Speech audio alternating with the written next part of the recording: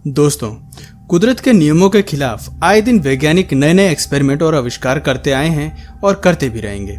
कुदरत के खिलाफ वैज्ञानिकों का यह खेल कभी इंसानियत के हित में होता है तो कभी उसके विपरीत। बावजूद इसके वैज्ञानिकों का यह खतरनाक खेल चलते रहता है। इन एक्सपेरिमेंट्स में सबसे बड़ी बात यह है कि इन एक्सपेरिमेंट्स के लिए इंसान जानवरों का बखूबी इस्तेमाल करता है। कभी हैम चिंपैंजी और लाइका जैसे जानवरों को धरती से अंतरिक्ष में भेजकर उन पर होने वाली ग्रेविटी के असर को देखता है, तो कभी डॉली भेड़ जैसे न जाने कितने ही जानवरों का क्लोन बनाकर उस पर रिसर्च की गई। यहाँ तक कि बंदर का हार्ट इंसान में भी लगाकर देखा गया और न जाने कितने ही जानवर इससे भी भयानक एक्सपेरिमेंट्स की बलि चढ़े होंगे जिन्हें आज तक छिपा कर रखा गया है। आज हम आपको इतिहास में किए गए एक ऐसे ही अजीब प्रयोग से जुड़े परीक्षण की कहानी बता रहे हैं। तो दोस्तों, कुछ नया जानने के लिए इस वीडियो को शुरू से लेकर आखिर तक पूरा जरूर देखना। दोस्तों, क्या आप कभी इस बात की कल्पना कर सकते हैं कि इस धरती पर एक ऐसा एनिमल सरवाइव करे जिसका आधा शरीर मनुष्य का और आधा शरीर चिंपैंजी का हो? नहीं ना। यह आज के मौजूदा दौर में जितना सुनने में अजीब लग रहा है उतना ही ये देखने में भी अजीब होता। बावजूद इसके इस घटनाक्रम को एग्जिस्टेंस में लाने का प्रयास आज से लगभग 94 साल पहले यानी सन 1926 में ही शुरू कर दिया गया था। दोस्तों, वैसे तो ह्यूमन एप ब्रीडिंग एक्सपेरिमेंट नाम से मशहूर ह्यूमैनिटी बनने की इस प्रोसेस का बर्थ चार्ल्स डार्विन द्वारा सन 1859 में ऑरिजिन ऑफ स्पीसीज नाम की बुक में पृथ्वी पर रहने वाली प्रजातियों के ऑरिजिन रिलेटेड थ्योरी को प्रेडिक्ट करने के बाद ही हुआ।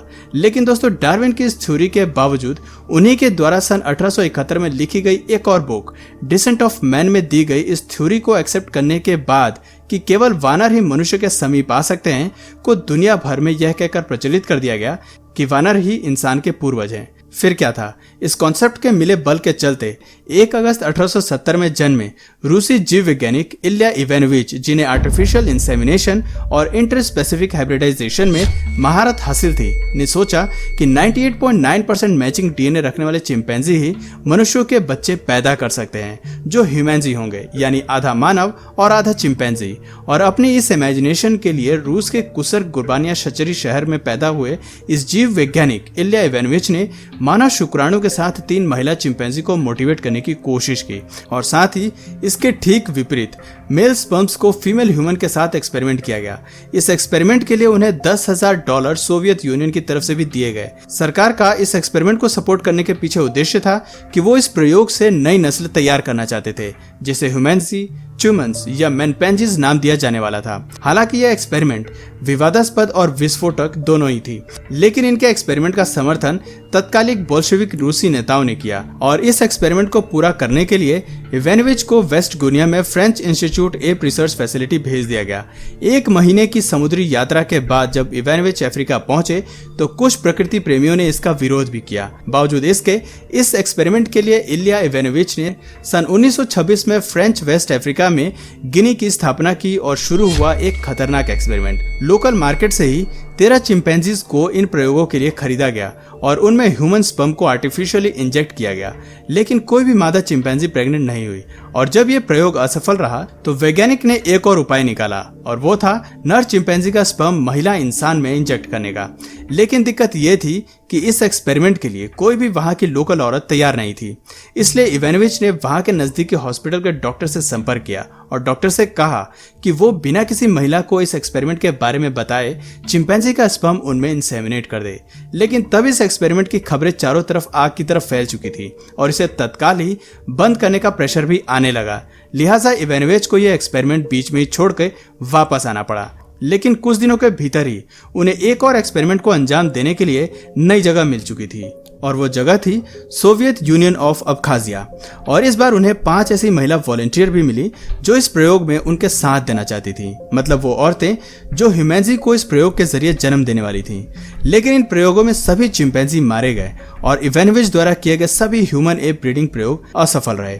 दोस्तों, यहाँ आपकी जानकारी के लिए एक और बात बताते चलता हूँ कि इल्या इवानोविच के इन प्रयासों को एक बड़ा झटका तब लगा जब उनके वेटरनरी इंस्टीट्यूट को पॉलिटिकल क्रिटिसिज्म के चलते बंद कर दिया गया और 13 दिसंबर 1930 को उन्हें गिरफ्तार कर 5 साल के लिए अल्मा आटा में निर्वासित कर दिया गया, जहां उन्होंने 20 मार्च 1932 तक कजाक वेटरनरी जूलॉजिस्ट इंस्टीट्यूट में स्ट्रोक से होने वाली अपनी मौत तक काम किया। दुनिया के एक सनसनीखेज एक्सपेरिमेंट को किए जाने की योजना बनाने वाले इवानोविच 1826 में खरकाव विश्वविद्यालय से स्नातक की उपाधि से लेकर 1907 में प्रोफेसर बनने वाले इस जूलॉजिस्ट की राहें इतनी आसान न थी दोस्तों। यहाँ आपकी जानकारी के लिए एक और बात बता दूं, आधा आदमी और आधा वानर बनाए जाने के एक्सपेरिमेंट से जुड़े रहस्य का खुलासा 1990 में खुली रूसी म्यूजियम से हुआ, जहां इल्या इवानोविच के एक मानव हाइब्रिड बनाने का डिस्क्रिप्शन सामने आया। लेकिन दोस्तों रिकॉर्ड चेक करने के बाद यह क्लियर हो गया कि उनका यह एक्सपेरिमेंट सफल नहीं हो पाया था। लेकिन उनके इन दस्तावेजों को आज तक गोपनीय रखा गया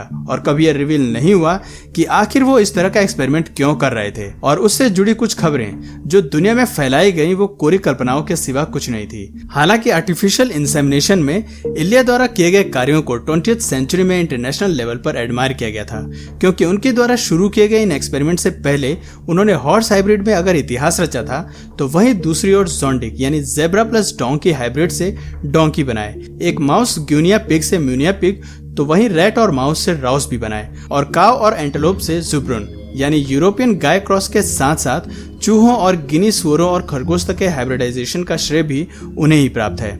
और इसके बाद उनका अगला पड़ाव था आधा मानव और आधा वानर वाले शरीर के ह्यूमैंजी पैदा करना, ताकि डार्विन के प्रचलित थ्योरी को वो सिद्ध कर सके। इन सब को करने के बाद उन्होंने दुनिया के सामने अपना अगला मिशन यानी ह्यूमैंजी एक्सपेरिमेंट तब जाहिर किया जब वो सन 1910 ग्राज में हो रही वर्ल्ड कांग्रेस ऑफ जूलॉजिस्ट की एक असेंबली में बोल रहे थे। वहां उन्होंने कहा कि मनुष्यों और उनके निकटतम रिश्तेदारों यानी वानरों में भी एक हाइब्रिड बनना संभव है।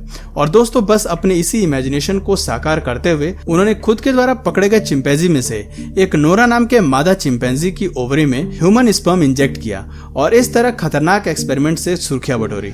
लेकिन दोस्तों 46 क्रोमोसोम वाले ह्यूमन और 48 क्रोमोसोम वाले चिंपैंजी के बीच ये संभव न हो सका और उनकी ये सोच मिथ्या साबित हुई कि आर्टिफिशियल इंसेमिनेशन में प्रकृति बदलने की क्षमता है। दोस्तों इस एक्सपेरिमेंट के बावजूद आधा मानव और आधा वानर बनाने की इल्या इवानोविच की कोशिशों को भले ही बड़ा झटका लगा, लेकिन उनके इस एक्सपेरिमेंट ने दुनिया को तब भी चौंकाया था और आज भी चौंकाने में कामयाब है। तभी तो उनके प्रयोगों को कहीं नाटकों के जरिए तो कहीं उन पर लिखी बुक्स के जरिए आज भी पूरी दुनिया में सुर्खियां मिल रही हैं। साथ ही इस सब्जेक्ट पर आगे और रिसर्च जारी है। तो दोस्तों आज के इस अपने सफर में मैं आपको क्या होता इस दुनिया का अगर इल्या इवानोविच सफल होते, और क्या दुनिया भर के वैज्ञानिक आने वाले समय में ऐसा कुछ दोबारा शुरू करेंगे कि क्वेश्चन के साथ छोड़े जा रहा हूं। अगर आपको इस वीडियो से कुछ नया जानने या सीखने को मिला तो प्लीज इस वीडियो को लाइक करके अपने फ्रेंड्स और फैमिली में जरूर शेयर करें। और यदि आप इस चैनल पर नए हैं तो प्लीज इस चैनल को सब्सक्राइब करके बेल नोटिफिकेशन आइकन को भी ऑन कर लीजिए, ताकि हमारे आने वाले वीडियोज आप मिस ना करें। मिलते हैं फिर किसी वीडियो में नए टॉपिक के साथ, तब तक के लिए नमस्कार।